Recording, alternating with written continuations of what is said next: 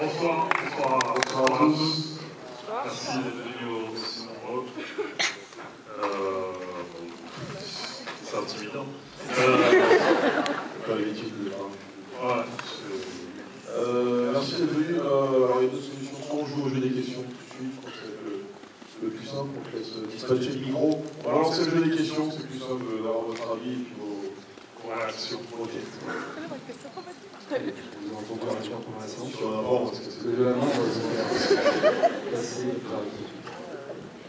Mais quel genre de question je Bonsoir. Moi j'ai des questions par rapport à la production et c'est pour savoir elle a coûté combien de films. Vous avez été payé combien? c'est légal. Non, je suis congolaise, mais je suis en école de cinéma et je m'intéresse beaucoup à la production. D'accord, très bien.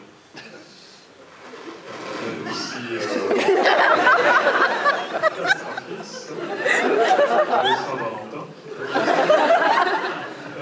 Alors on filme combien de boîtes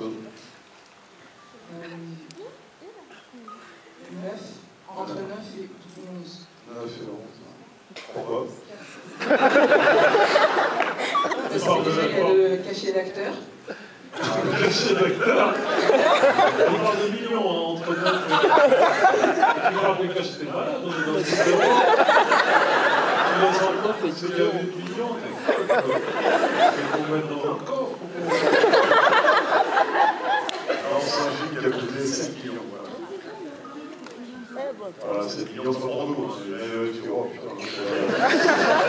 C'est 7 millions pour tout, donc par la préparation jusqu'à la promo. Donc voilà, c'est la petite comparaison. Là, c'est la veille tout en ce moment, elle coûtait 25 millions. J'ai vu, ça vaut les 25.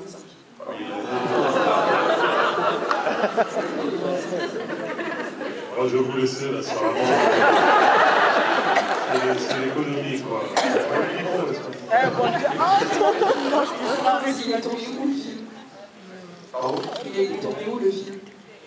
C'est lui qui est merci. Comment ça se fait la camerounaise dans la bande? C'est une question, c'est pas un débat.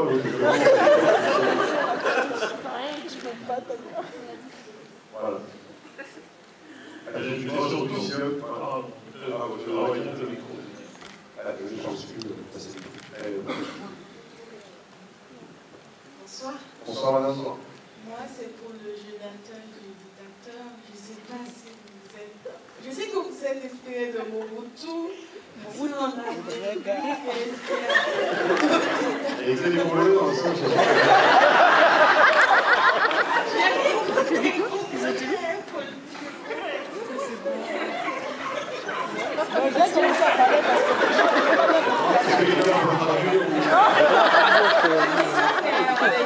À part ce dictateur-là, est-ce que vous en avez côtoyé ou... Est-ce que vous côtoyez des dictateurs? Est-ce que tu as rencontré les dictateurs pour de la C'est-à-dire, le seul que j'ai vu, c'est mon père. Non, qui a été une grande inspiration, parce qu'au-delà du scénario, ce dictateur a une identité très camerounaise. On l'a vu. Oui, bah, t'es pas seul, Non, mais c'est vrai qu'avant le tournage, j'ai été au Cameroun et j'ai passé beaucoup de temps avec mon père, donc du coup, j'ai gardé cette identité. Et sinon, les dictateurs qui nous ont inspirés, il y a plein d'anecdotes qui sont tirées du réel. Effectivement, il y a Mobutu pour certaines. Il y a Amin Dada aussi, Bokassa. La scène de la chasse est entièrement prise sur Bokassa, puisqu'on blessait les animaux avant qu'ils aillent chasser pour que ce soit plus facile. Et puis, le dictateur qui t'a le plus inspiré au niveau du look et du style par rapport au personnage de Thomas, c'est un dictateur qui était enquitté, ou un président en tout cas qui est parti il y a 3-4 ans, et qui s'appelait Dadis Camara. Voilà. Ah, ça va, monsieur. Désolé, c'est pas grave. Est-ce que ça aurait été possible de le tourner ailleurs qu'en Afrique du Sud et dans un vrai pays où il y avait ce genre de personnage au pouvoir? Parce que pour l'Afrique du Sud, c'est pas rigolo non plus, hein, au départ. On l'a tourné avec Cuba, en fait, pour tout ce qui est palais. Et on a tourné en Afrique du Sud pour les scènes extérieures, effectivement. Non, on fait les tourner au Cameroun, puisqu'on est originaire de là-bas tous les deux par nos parents. Mais au niveau technique, au niveau préparation, c'était trop compliqué. Alors que l'Afrique du Sud a une grosse équipe cinéma là-bas, avec une grande carrière, donc ça a été... On triche avec le cinéma, là-bas, c'est plus facile. Bonsoir. Bonsoir. Bonsoir. Par rapport en fait au film Casse départ où là vous dénoncez l'esclavage, pour le film du crocodile, Botswana, ce que vous voulez dénoncer, c'était quoi? C'était la politique qui se mène de maintenant où on peut rire de tout, ou alors c'était autre chose? Alors,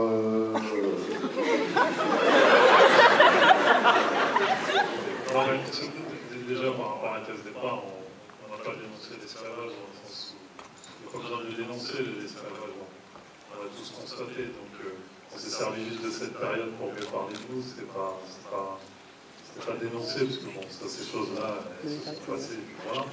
Et quant à ce film, j'ai envie de te dire, non, on a pris le biais d'aller 400 ans en arrière dans le case départ pour mieux parler d'aujourd'hui, d'être noir en France, etc. C'était plus simple pour nous de passer par ce biais-là. Là, on a déplacé le problème en Afrique, en l'occurrence, et on voulait parler non seulement de nos origines à travers ça de France-Afrique, évidemment. On sait que c'est un sujet d'histoire, mais c'est aussi un sujet très actuel avec ce qui se passe en Centrafrique ou encore au Mali. Et l'intérêt de parler de ça, c'était aussi à travers le footballeur. On voit qu'hier, les matières premières, encore aujourd'hui, qui étaient prises en Afrique, c'était le pétrole, le bois, certains minerais, et qu'aujourd'hui, au même titre, le footballeur peut être une marchandise. Ça, c'est intéressant. Et en parlant de tout ça, finalement, on parle encore une fois de la France, et ici, c'est un film qui est très français, dans le sens où tous les débats autour de l'immigration, l'intégration, même le rapport à l'islam, tout ça découle de la colonisation et de la France-Afrique. Donc on voulait juste, une fois de plus, se rendre hommage quelque part à nos parents. C'est un film sur l'identité, tout comme Casse départ.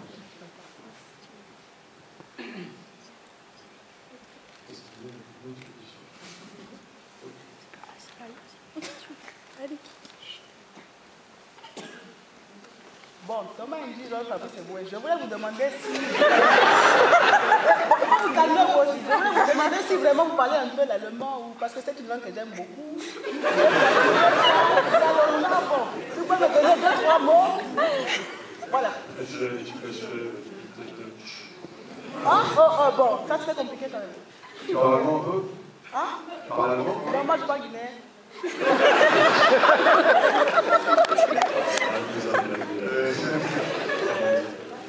On parle un peu allemand, on a fait allemand deuxième. Enfin non, Fabrice a fait allemand première langue, moi deuxième langue. Lui il parle couramment, moi je parle avec beaucoup de fautes. Vraiment? Bon, c'est très bien. Merci.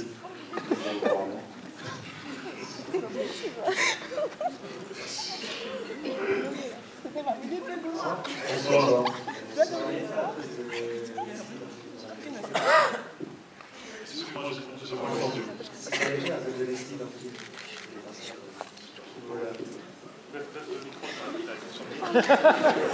Non, sérieux.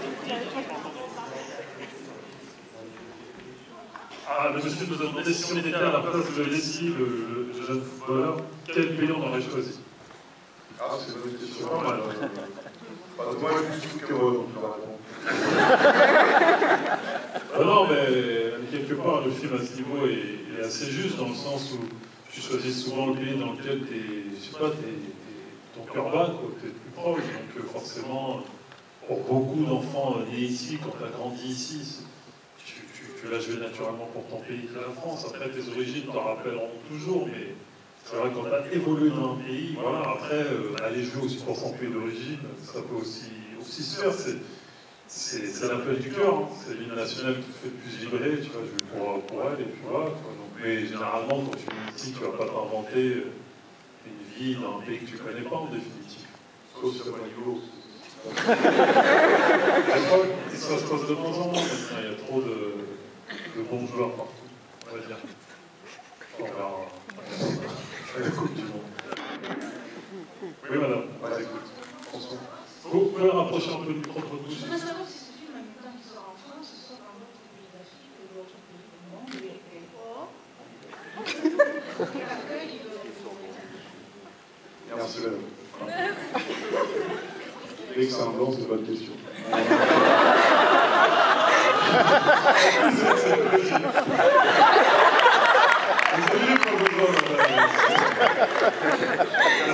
Sérieusement, non, on aimerait beaucoup présenter dans certains pays d'Afrique, le Cameroun y compris. Je sais qu'au Cameroun, on n'a plus de cinéma vraiment. Les créances françaises, voilà. Bon, c'est jamais évident, comme il est difficile de tourner le film là-bas, c'est pas évident de le montrer non plus. Alors, il y a des choses en plein air qui sont possibles. Il y a de plus en plus de festivals en Afrique, donc on va essayer d'aller nous présenter par celui-là. Mais je crois que c'est l'avantage de la francophonie, on part sur l'Union européenne, on a la chance en France d'avoir un terrain très vaste en Afrique, avec énormément de pays francophones. Et je crois qu'on essaie à travers ce film aussi de faire ce pont-là, qu'on a peut-être un peu perdu, on ignore beaucoup la francophonie pour se tourner vers l'Union européenne. Alors je pense que la France, sa richesse, c'est cette langue qui est arrivée d'une manière ou d'une autre, aujourd'hui autant en profiter et essayer de scier autour de la francophonie. Voilà. Donc on va tout faire pour le plus possible en Afrique ou au Caraïbes.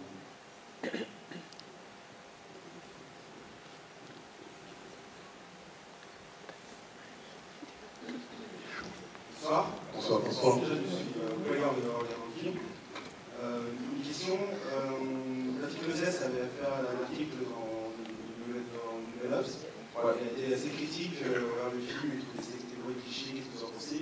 Et c'est une question un peu plus drôle. Comment est venue l'idée de cette jeune femme, nymphomane et religieuse à la fois?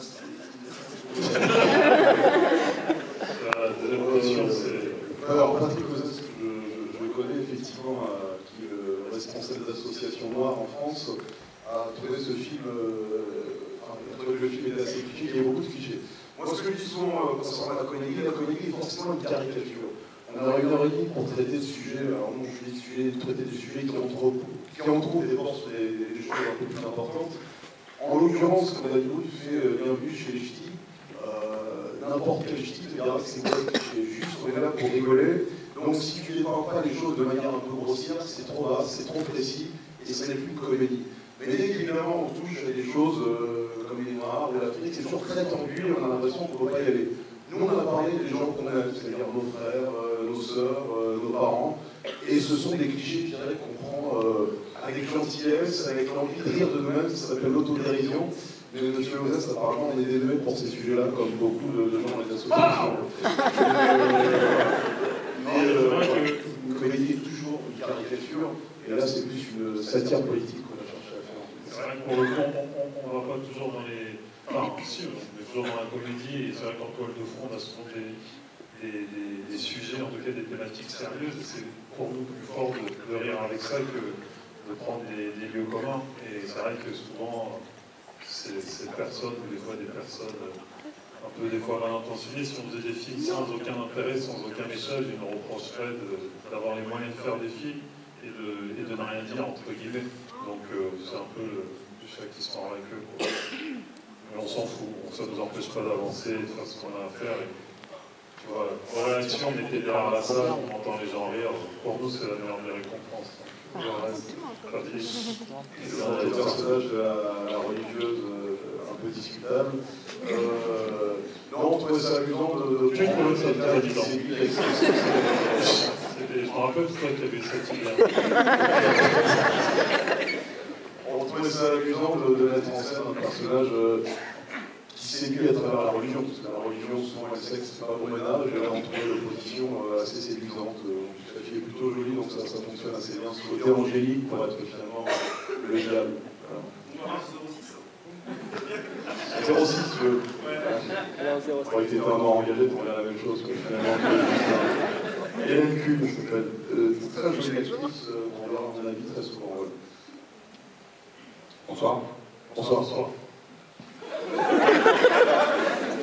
Je voulais vous demander pourquoi est-ce qu'on ne voit pas plus le quotidien du dictateur dans son pays, c'est ciblé sur le palace, le palais.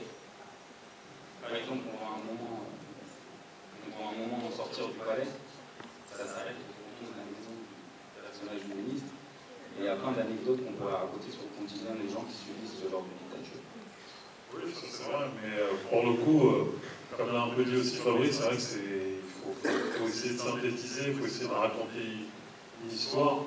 Donc, en plus, sur ce genre de personnage, de dictateur, il y a tellement d'anecdotes en fait, parce que c'est vrai que là, les gens ne le savent pas forcément, mais la plupart des gros gags ou sketchs, je crois qu'on dit, en tout cas des scènes comiques plus exactement, elles sont toutes, pour la plupart, tirées de faits réels en fait. Donc il y a vraiment de quoi faire, quoi. Et pour le coup, il aurait fallu faire un film peut-être plus long, ça aurait été peut-être une succession de scènes qui ne veut rien dire, et le plus important quand on fait un film, c'est quand même le scénario, d'avoir une histoire.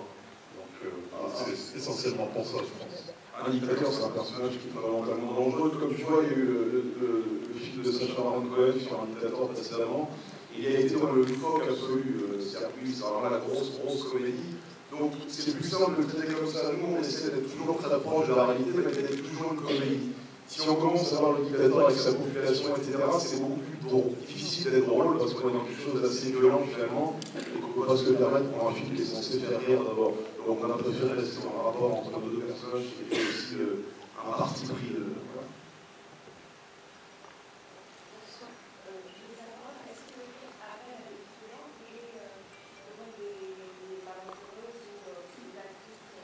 C'est Fillon de Cuba. Ouais, c'est la partie qui a été tournée avec Cuba. C'est la fille et la femme qui t'a boxé la gueule, Fabrice. Ça.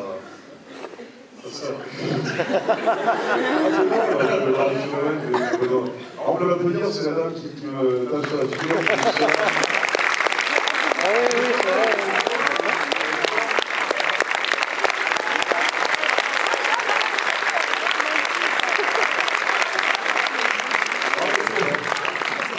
Les gens savent bien que toujours poussé. Les gens savent bien qu'on n'a jamais rasé la tête en fait, parce que. Alors ouais, c'était très scolée, on lui a mis un faux crâne, et on lui a rajouté ensuite une perruque, donc elle n'a pas sacrifié sa figure pendant la scène. Et je m'étais démaquillé pendant combien de temps? C'était bien 3-4 heures pour tout le. Ouais, c'était très long, voilà. Et elle tape très fort. Oui, bonsoir. Donc je voulais poser ma question à Thomas. Est-ce que tu prévois bientôt un nouveau spectacle? Oui, c'est déjà fait. Ah, effectivement, je viens d'annoncer que je vais reprendre la scène à la rentrée prochaine, normalement. Voilà, merci.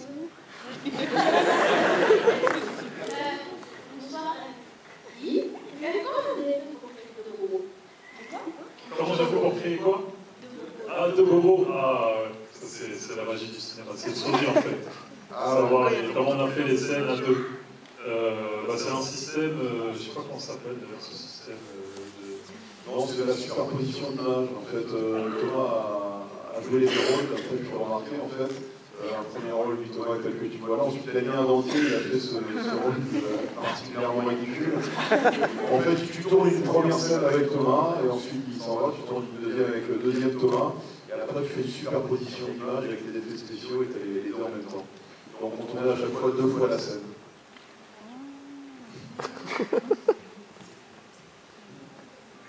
Bonsoir. Bonsoir. C'est bizarre de s'entendre. Moi j'avais juste une question. Alors on voit beaucoup votre alchimie en tant que comédien à l'écran. Il y a des questions qui m'interpellent en fait. Je sais pas qui a écrit le scénario. Mais du coup, pourquoi vous n'avez pas co-réalisé le film? Parce qu'après quasiment on était parti sur des projets solo chacun.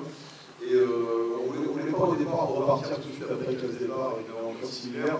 Moi, en petite question en écrivant le rôle, je me suis aperçu qu'effectivement Thomas était incontournable là-dedans. Et là, j'ai rappelé, et le rôle de Thomas en plus étant très conséquent au niveau de l'actorisme, c'est un gros boulot. C'était plus simple pour moi de co-réaliser. On était déjà deux avec Hélène qui était déjà sur Classe Départ, donc c'était plus simple de continuer ainsi. Et Thomas en plus était en préparation de son prochain film qui sortira au mois de juillet. Alors ma question c'est pourquoi Ibrahim Coleman n'est pas là? J'avais été pour lui en fait. On sent qu'on va vous dire très sincèrement. Vous venez personnellement peut-être? Vous avez vu la cirrhose peut-être? C'est en fait en voyant le film, tu as une révélation. Non, mais il sera à l'avant-première, je crois, à Paris-Bercy, mardi. Et il n'a pas de note, donc... parce que tu es c'est des châteaux, c'est pas les mêmes codes que Paris. Il y a des comédiens, il y a des monstres. Peut-être juste une petite dernière question, avant de vous laisser partir tranquillement. Bonsoir. Bonsoir. Déjà, bravo. Et j'avais juste une question par rapport en fait, dans une époque actuelle où rire de tout parfois peut être un peu compliqué. Est-ce que vous n'avez pas eu peur éventuellement de certaines blagues que vous faites qui auraient pu être mal prises ou interprétées? Est-ce que vous avez un peu ralenti la cadence sur d'éventuelles autres blagues? Enfin, voilà, dans une époque où voilà, on entend beaucoup à la télé avec tous les tabous qu'il peut y avoir, comment est-ce que ça vous a particulièrement touché au moment de réaliser le film? Tu sais, le film il a été fait il y a un an, mine de rien. Donc, quand il est bouclé, c'est fini. Quoi qu'il en soit, il sort et puis voilà. Il y a 3 mois, sinon il est vraiment dans la merde. Non, écoute, comme on dit souvent, nous, c'est un truc que les gens, des fois, oublient de dire quand il y a tous ces débats sur le ton, l'humour et tout, c'est de savoir qu'est-ce qu'ils véhiculent, quoi. Je crois que, Dieu merci, on est des personnes fondamentalement saines, donc ce qui nous permet de rigoler un petit peu avec tout, et justement, du coup, réunir un peu les gens. Donc je crois que la première motivation, ça fait un peu parole de Père Noël, mais c'est surtout de savoir ce que tu as dans le cœur, quoi. Si tu veux blesser les gens, forcément, tu vois, si tu fais des provocations gratuites, ça devient malsain et violent. Mais nous, on n'a aucun problème, donc on a grandi avec tout le monde, on est toujours dans cette tradition-là dans notre humour. C'est vrai qu'on aime rentrer un peu dedans, et on est très serein à ce niveau-là. Voilà.